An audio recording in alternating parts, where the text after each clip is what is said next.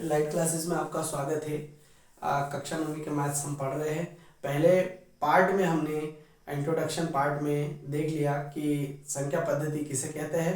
अब हम स्टार्ट कर रहे हैं आज 1.1 प्रश्न नंबर 1 और 2 के साथ में, जो कि बोर्ड पे लिखा हुआ आपको दिख रहा है। आपका ज़्यादा टाइम खर्च ना करते हुए हम स्टार्ट करते हैं। ओके, क्या शून्य एक परिमेय संख्या है? क्या इसे आप P/Q के रूप में लिख सकते हैं, जहां P और Q एक पूर्णांक है और Q बराबर नहीं है शून्य के, यानी कि Q हमें किसी भी कंडीशन में शून्य नहीं लेना है। अब हम इसको देखते हैं। जैसे कि आप जानते हो, पूर्णांक को हम परिमेय के रूप में लिख पाते हैं और पूर्णांक के अंदर ऋण 1, ऋण 2, ऋण 3 से लेके अनंत तक ये हम पढ़ चुके हैं। इसके पहले इंट्रोडक्शन पार्ट में अनंत तक इसको ले लेते हैं और इसी के आगे जब जाते हैं हम तो शून्य भी लेते हैं और आगे जब जाते हैं तो 1, 2, 3 और ये अनंत तक ये हम पढ़ चुके हैं। यानी कि ये सब क्या है? ये पूर्णांक, अर्थात 0 को हम परिमेय के रूप में लिख सकते हैं।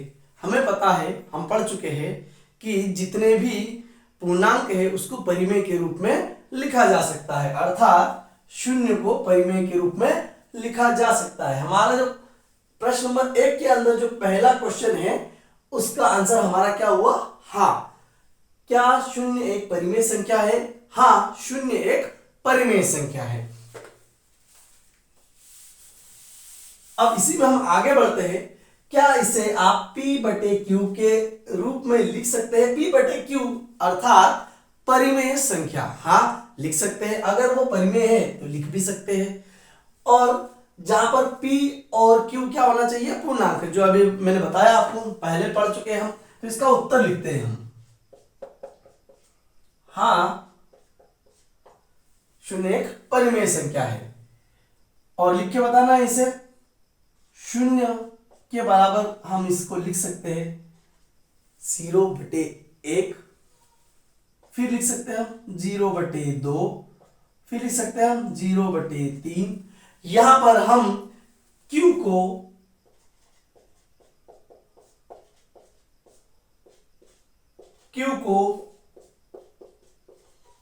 ऋणात्मक भी ले सकते हैं।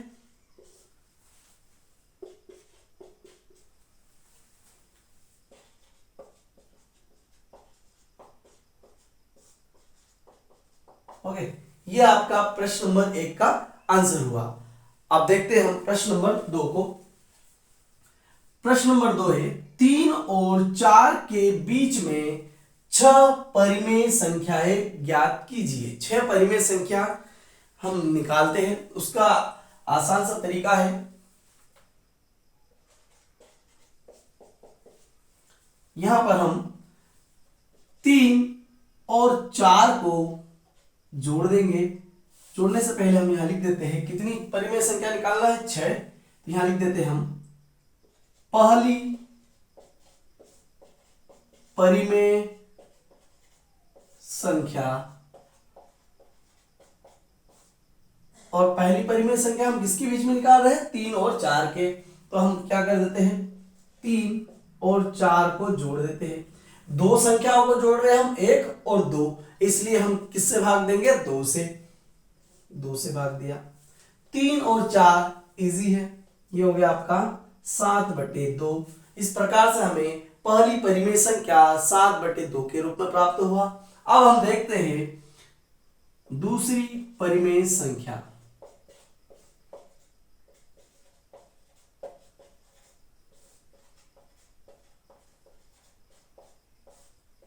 दूसरी परिमेय संख्या में हमें इन दो में से किसी एक को लेना है। हम स्टार्टिंग का जो 3 है उसी को लेते हैं और जो हमें पहली परिमेय संख्या मिली है वो ले लेते हैं और दोनों को हम जोड़ेंगे सेम ऐसे ही प्रोसेस करके। एक स्टेप लिखते हैं यहां, 3 धन हमने ये ले लिया 7/2 और /2, इस प्रकार से हमें ये प्राप्त हो। अभी और आगे सॉल्व करेंगे हम, इतना नोट कर ले आप या स्क्रीनशॉट ले।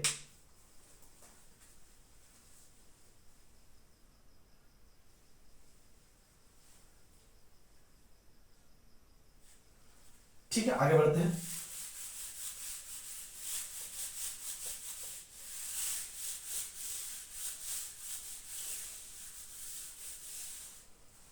अब इसमें आप देख पा रहे होंगे, क्या इसके बटे में हम एक लिख सकते हैं? लिख सकते हैं।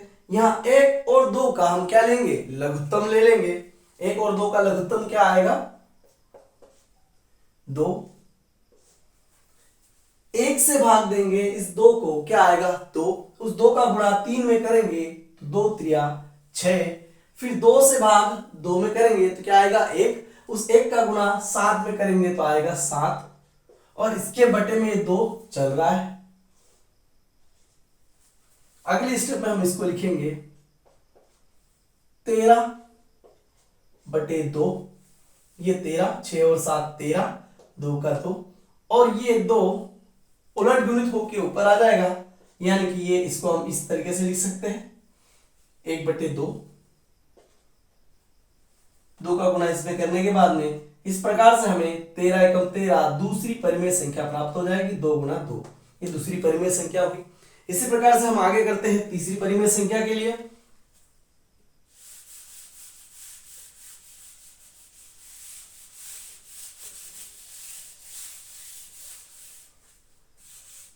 तीसरी परिमेय संख्या, तीसरी परिमेय संख्या में जैसे मैंने बताया था, पहले हमने लिया था 3, अब ले लेंगे हम यहां पर 4। और 4 में पहली परिमेय संख्या क्या आई थी हमारी? 7 बटे 2, वो ले लेते हैं। उसके बटे में 1, और इन दोनों संख्याओं के बटे में क्या आ जाएगा? 2। इसके पहले हमने कर चुके हैं। इन दोनों का एलसीएम क्या आएगा? 2। 1 से भाग देंगे 2 में, क्या आएगा? 2। उस 2 का गुणा 4 में करेंगे तो यह आ जाएगा 8। 2 से भाग 2 में देंगे तो 1 आएगा। उस 1 का गुणा हम 7 में करेंगे तो 7 का 7 आ जाएगा। और ये बटे में है 2, सेम है इसके जैसे ही। हम आगे बढ़ते हैं, इसको हम लिखेंगे 8 और 7 15 बटे 2। ये उलट हो जाएगा ठीक इसी तरीके से 1 बटे 2। तो 15 एकम 15, इधर कर देता हूं मैं, 15 एकम 15 और 2 दूनी 4। ये इस प्रकार से हमें तीसरी परिमेय संख्या प्राप्त हो गई है। आप इसको नोट कर लें, इसके बाद मैं आगे कराता हूं।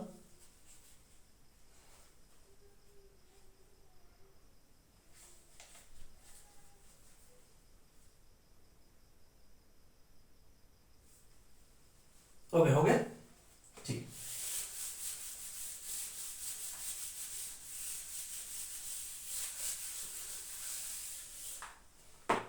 अब देखते हैं हम चौथी परिमेय संख्या।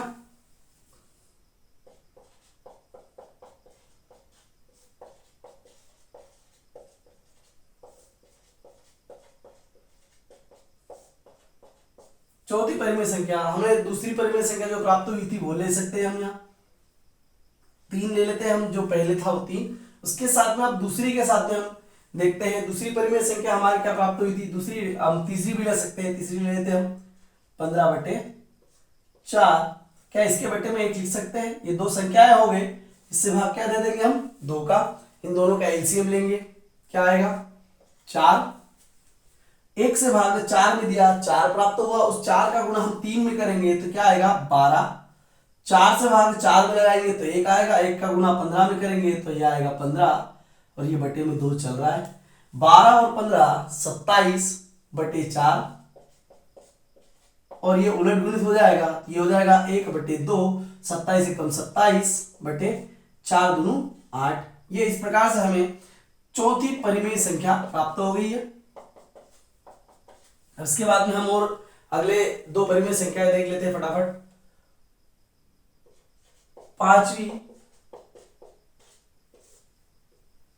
परिमेय संख्या,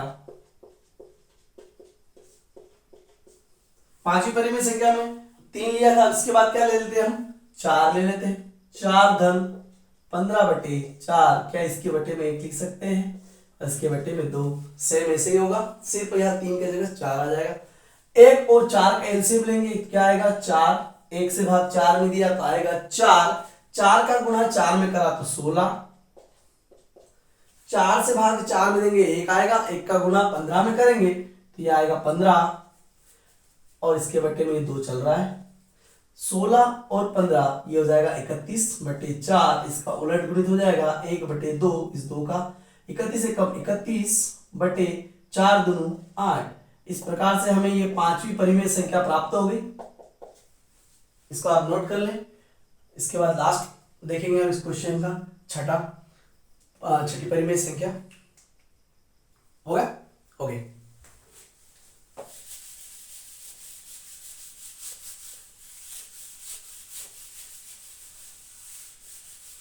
अब देखते हैं हम छठी परिमेय संख्या।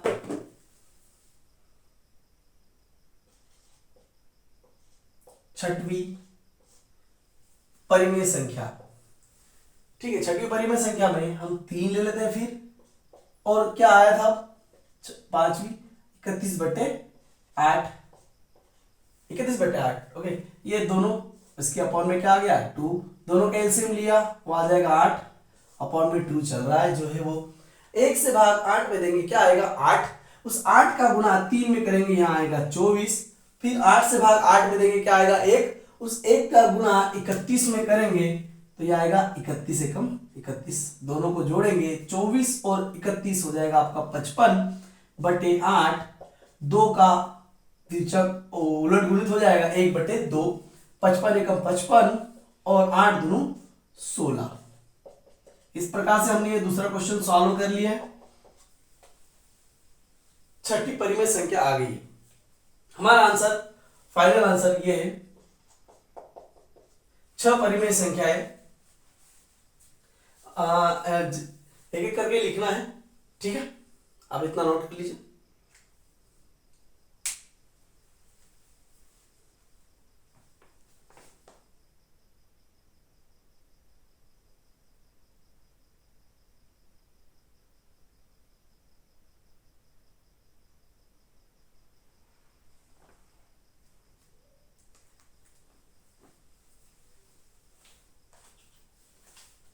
ओके, अब हम स्टार्ट करते हैं थर्ड क्वेश्चन।